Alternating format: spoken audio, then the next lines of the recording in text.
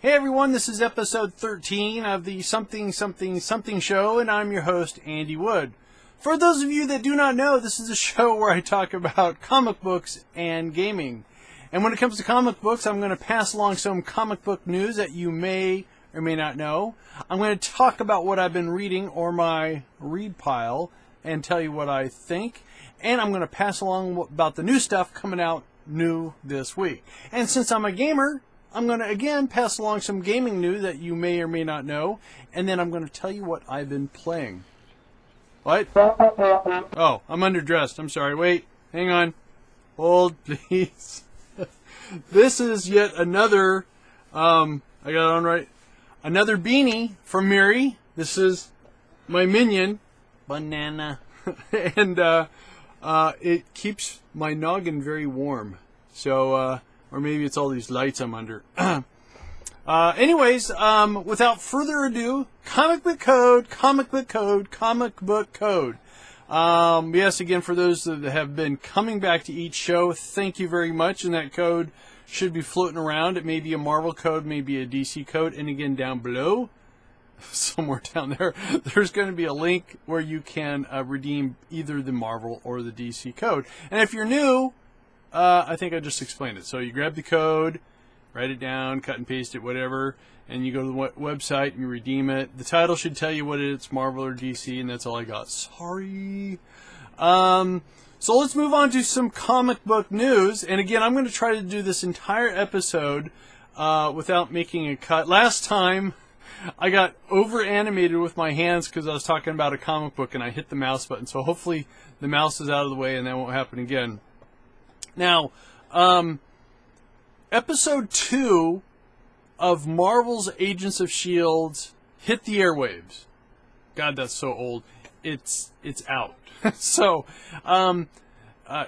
episode 1, from what I read, the initial numbers was like 12.1 or 12.2 million viewers.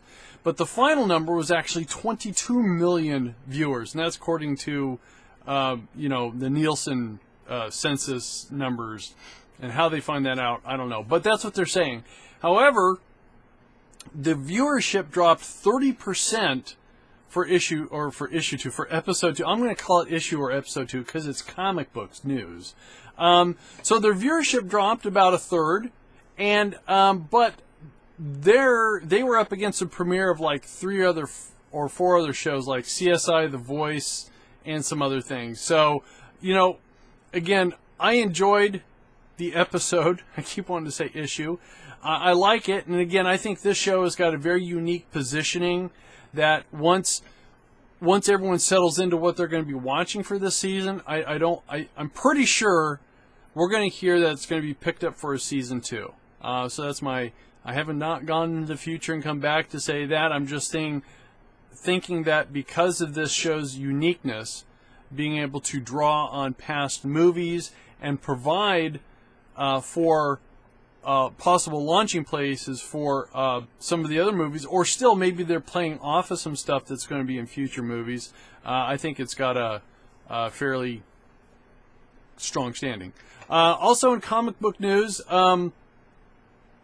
George Romero, the grandfather, I hate to even say that because it makes it sound really old, but the grandfather of zombie genre, who made, of course, Night of the Living Dead, Dawn of the Dead, Day of the Dead, Diary of the Dead, and I'm probably missing them all, Land of the Dead, is coming out with a 15-issue comic book with Marvel called Empire of the Dead. So you're probably thinking, well, what possibly could be left in this whole zombie thing? Well, they are going to try to explore if zombies and non-zombies, or humans, us, can coexist or not. So, sounds pretty interesting. What else? Oh, yeah. So, for the Age of Ultron, so we know that it's an Avengers movie. So, we know the people that were in Avengers are returning, and we know that James Spader is playing Ultron.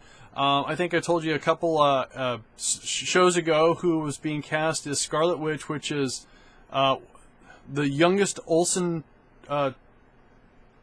sister. So not the Olsen twins, not Mary Kate, but it's the other Olsen. I'm at a loss for words on her name. But they just casted Aaron Johnson to play Quicksilver. And if you look him up real quick, he's from Kick-Ass. So he's going from one superhero movie to another superhero movie. So he's going to be. So we have a Quicksilver, we have a Scarlet Witch, we have Avengers, we have a bad guy, Ultron. So things are starting to come together for this sort of stuff. So that was your comic book news. So after comic book news, we're going to do another comic book code. Again, there's going to be a code. It's kind of a long. Well, if it's a DC one, it's shorter. But if it's Marvel, it's longer. So that's probably a giveaway, I guess. So anyways, you take the code, you redeem it, you get your comic book. And I guess what's kind of important is it's free, and reading comic books is cool. So after that, we are going to talk about what I've read this week, my read pile. And again, I brought my read pile. It's right there. There it is. So let me tell you about what I've read here. Let me show you and tell you. Detective 24. How about I go on that side? This is the final battle between the Wrath and Batman. And, well, Batman won, and the guy underneath the Wrath suit is a guy named Caldwell, who blames Commissioner Gordon and the crooked police department back then, and Gordon, of course, wasn't the commissioner, for what happened to his dad, who was a good cop. So he was brought down. It was all proven that the information that his father supposedly did was wrong. It was done by a bunch of bad cops that have since passed on or were caught and they were thrown in jail. But he doesn't care. Even after Commissioner Gordon came to his jail cell and explained it to him, he didn't care. And it would seem that the Emperor Penguin in him might be in cahoots. So we have another possible storyline coming on. Star Wars #2. All I can say is wow. And wow it's a wow different. And it's good. But it's like reading your favorite story, and then all of a sudden things are changed, but not in a bad way, just in a wow different way. So in this one, it takes place after the New Hope story, and they're up against the Death Star, or what's called the Space Fortress. God, even the titles kind of think, wow, was this written in the 70s? Yes, it was. And Luke has to go rescue Leia, or Starkiller has to go get Leia, and it's just different, but still, it's a great read. I highly recommend it. The Star Wars #2. How's that? Now the next up is 2 comics, but I want to talk about them at the same time. They're both written by Jeff Johns, so I have Justice League 23.4 or Secret Society #1. And Forever Evil #2. These were both very enjoyable reads. They were good. One was a narration, and one was, of course, the crime syndicate over on our Earth mucking things up. But first, let's go on to the Secret Society #1. Why it's called Secret Society and why these dudes are on the cover, I have no idea, because they only are on one page of the whole frickin' comic. So, okay, I got that off my chest. I feel better. But this whole story is narrated by the Alfred of Earth 3. So the Earth 3 is where the crime syndicate... Anyway, you'll read it. You'll find out. And so it explains the origin of Owlman. Some very familiar names like Talon and whatnot are in it. And also, there is a character in here that has, and I'm going to say a tie-in to this issue. So in here, halfway through Forever Evil #2, there's a question about who is sedated and has got a hood over his head. Well, read this and you'll find out. It's kind of how things work. And plus, if you read this at the very end, it says continued in, that's right, For Evil #2. Now, at the end of this For Evil #2, I don't want to reveal it, but it would appear that not the entire Justice League has been obliterated like the crime syndicate has said. So, again, both written by Jeff Johns. I liked them both. I know a lot of people have not liked hardly any of these supervillain stories, but I have. And again, I would recommend the ones I liked, of course. So, Forever number 2 and Justice League 23.4 or Secret Society, which I don't know why they call it Secret Society number 1, because they're not really in the story at all. So, anyways, that's those two. And then we have sorry, sure. All New X-Men Special number 1. So what's so special about that?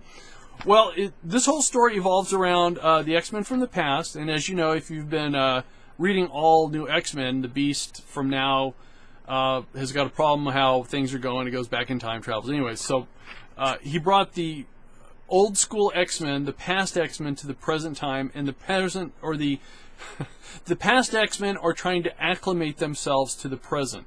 So this takes place before part 6 and 7 of Battle of the Atom, because they're not in this race to run from everyone as they're trying to be thrown back into their past or whatever, or their present. Yeah, that would be their present.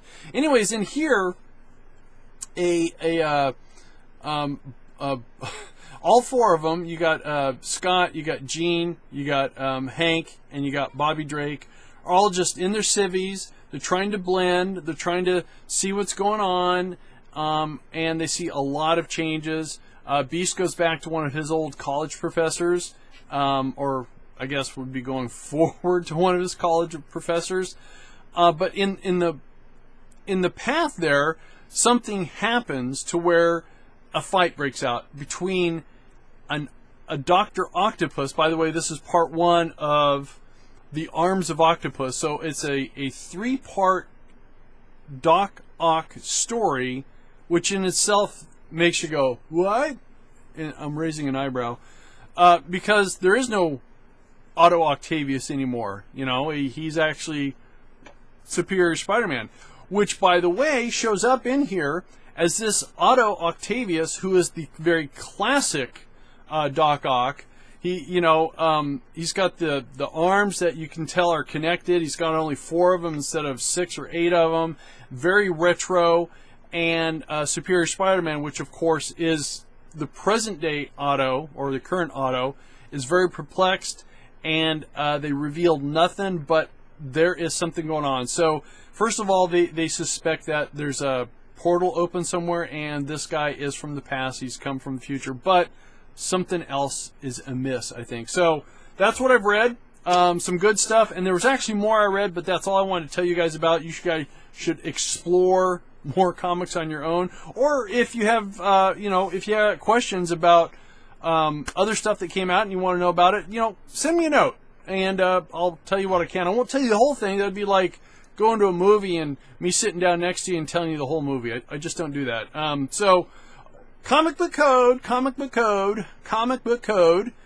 So again, there's a code, a title, redeem it. I'm very animated. Get the comic book code, get the comic, read it. It's free. It's fun. So coming out, what are we on? October 9th, right? Yes, October 9th is New Comic Book Day this coming week. And Batgirl 24 is going to hit the shelf. And in this one, if you recall, she as in Barbara Gordon / Batgirl's kind of been on the run because she had to stop her brother because he was a bad man, and Commissioner Gordon found out that it was Batgirl, so the whole Gotham City PD and Commissioner Gordon is chasing Batgirl, and of course they don't know that she's Barbara Gordon, but she gives up her secret identity because she just can't take the guilt. Grow up, Barbara. That's your job. Be like Batman. He's very stolid, I'm sorry. Also, Elf Quest. So, Elf Quest, written by the original creators, the wife and husband creation team that have created a one-shot final quest. And in this story, everything that Huntmaster Cutter has been trying to protect them from, has been, fighting for, their whole peaceful little coexistence there, turns out it might be actually been hurting them all along, what they've been fighting for. So you got to find this issue. Any of you retro old school ElfQuest readers out there, pick it up, and hopefully it'll bring you to a nice closure or something like that. Infinity number 4, and the only thing I can tell you about Infinity number 4, and no, I haven't read it, it's the Illuminati versus Thanos. So here's the first big battle with Thanos. I don't think we're going to have a real victory out of this one because we still have quite a few issues and some tie-ins. But I'm looking forward to seeing, because you got, well, the Illuminati. You got Reed Richards, you've got Iron Man, you've got Black Panther, you've got Black Bolt, you've got Namor. I don't know if you said him already. You got some big hitters here going up against Thanos. And then the last thing I want to tell you about what's coming out is Walking Dead issue number 115. This month is a pretty big month for Walking Dead. So not only is this issue of the comic coming out, but also the season 4 starts up, and there's also a lot of there's like 2 board games coming out this month, and one for sure, I think in the back of my mind, I think I want to say there's another one. So you've got a comic book, a TV show, and a board game all coming out in October for The Walking Dead. Now, what is so big deal about Walking Dead issue 115? This one is the beginning of a 12-issue story arc, something that The Walking Dead never has had. I mean, you kind of take it for granted in comic book worlds that you have these story arcs. You're going to have a beginning, a big climax, an ending, something happens, and then you just kind of roll with the punches. No, not really. The Walking Dead has never had this big, all-encompassing story arc, and to get the story going very quickly, instead of coming out once a month, Walking Dead will be coming out twice a month, with the exception of the 2 holiday months. It'll only be one issue. So 12 issues, 6 months, 2 issues a month, basically. I could break it down for you day by day. So that's pretty awesome, I think. So, again, if you got any questions about comic books, what do you want to start reading, what you think you would like to read, hit me down below. Well, don't hit me, just, down below. So let's move on to gaming news. I know last issue, or last episode, I didn't have but anything about the Steam to talk about, and I'm going to talk about that again. But first of all, a lot of people got really excited because it would have seemed that over in Europe, the trademark for Half-Life 3 was registered. Yay! Everyone got so excited. Half-Life 3 is coming. Turned out it was bogus. And the website that had it listed, the trademark registrar over in Europe, has since pulled it off. And, it's interesting because reading about that, I get a little excited because Half-Life 2 was fun. It was a lot of fun. And it was a great engine for the time. It was a great story. Good old Gordon, head crabs and monsters and, Barney and all those guys. I would like to see a continuation of the story because it kind of lifted out of a cliffhanger. So anyways, it never happened. Evidently, it was all bogus. So, bummer there. So now, if we kind of stay on the same area, because that is Valve-ish. So the people behind Steve Valve, they came out with the specs for a lot of the different Steam machines, and these machines are awesome. I mean, they've got NVIDIA Titan as in some of their units, and they got GTX 780s, 760s, or 660 for the video cards. So they're not wimps, that's for sure. The CPUs are Intel's i7s and i5s and i3s. Again, so you've got your, and I don't want to say low end, an i3 is still a pretty awesome CPU, and then you got an i5 and i7. So you can kind of see that the 660 and the i3, the 760 and the i5, and so on and so on. The RAM is going to be anywhere from 3 gigabytes up to 16 gigabytes, either using DDR5 or DDR3. Storage will be from anywhere from 8 gigabytes to 1 terabyte. So these are like awesome machines that are going to be running, Steam OS. So I don't want to get giddy for it yet because, again, I don't know. I mean, I know that you're going to be able to stream games, but I want more details on it before I sit down and have a Xbox 360 that might get pushed aside for an Xbox One, and then I have another box next to it playing games. I don't know. And what is so bad about that? Because I'm sure there's more than one person out there that has a console and a PC gaming. But I kind of said, for 2013, I'm going to pull all my gaming over to the PC. I want to become a PC gamer for 2013, which is almost over. And I want to see what the experience will be like. And so far, Steam and the PC community has not let me down. All the games I've gotten in a nice timely fashion. I've gotten some great deals on some games that were only, not even a year old. They got, 75% off, and people are still talking about them and stuff like that. So it's a pretty cool experience. Now, Grand Theft Auto. Now, I talked about it last time. I was all kind of pissy and hissy about, the whole violent video games being blamed for crap, and pardon my French.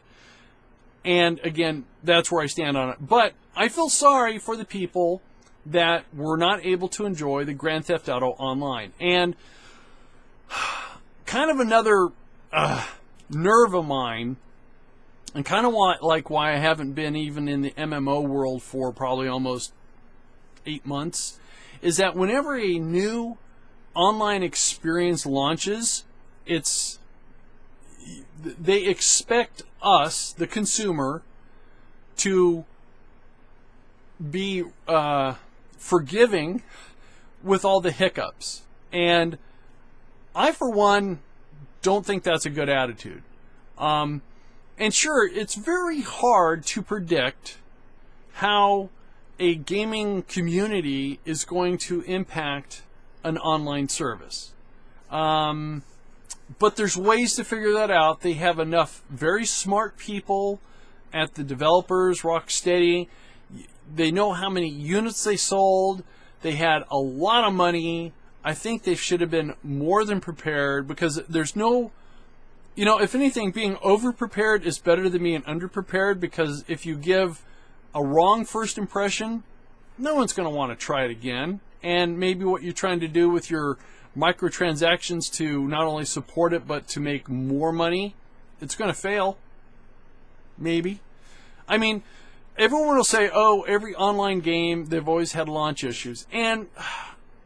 But there's been quite a few, and I'm going to rattle off a couple off the top of my head, that actually did not have huge launch issues. All right, so I'm going to do an old game here, and there's probably even ones before that didn't have a problem.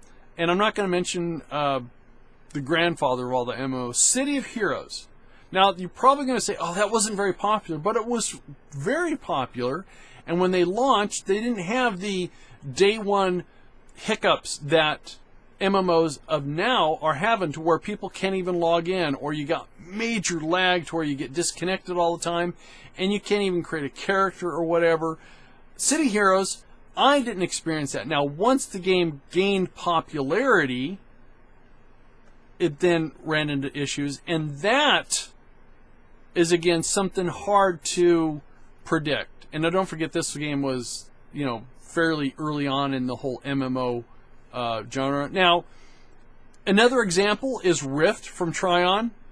They had very, very few hiccups. In fact, people got on, they were able to enjoy it for hours on end, and it wasn't until they had some slight stability issues to where they would take the servers down for a little bit longer than they wanted to fix some problems, and would bring them back up. So, I think the developers, the people that you pay your hard-earned money for, and I guess you can't say that so much so most of these MMOs are free nowadays, have so many launch issues. I don't know why they can't learn, because these developers play other games so they can see how it works, and they should say, they should have the attitude up front that says, we're going to do our darndest, our damnedest.